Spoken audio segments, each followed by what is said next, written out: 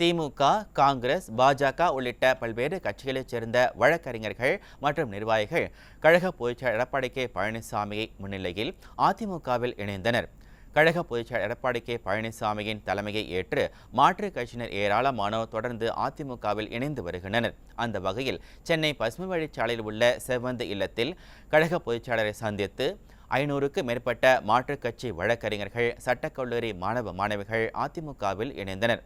கழக வழக்கறிஞர் பிரிவின் மாநில இணை செயலாளர் பாலமுருகன் ஏற்பாட்டில் காங்கிரஸ் கட்சியின் மாநில வழக்கறிஞர் பிரிவு செயலாளர் விமல், திமுகவைச் சேர்ந்த வழக்கறிஞர் சதீஷ் உள்ளிட்ட திமுக, காங்கிரஸ், பாஜக, சமக உள்ளிட்ட மாற்றுக் கட்சியினர் கழக பொதுச்செயலாளர் எடப்பாடி கே பழனிசாமி முன்னிலையில் தங்களை அதிமுகவில் இணைத்துக் கொண்டனர். கழகத்தில் இணைந்த மாற்றுக் கட்சியைச் சேர்ந்த வழக்கறிஞர்களை கழக பொதுச்செயலாளர் வரவேற்று வாழ்த்து தெரிவித்தார்.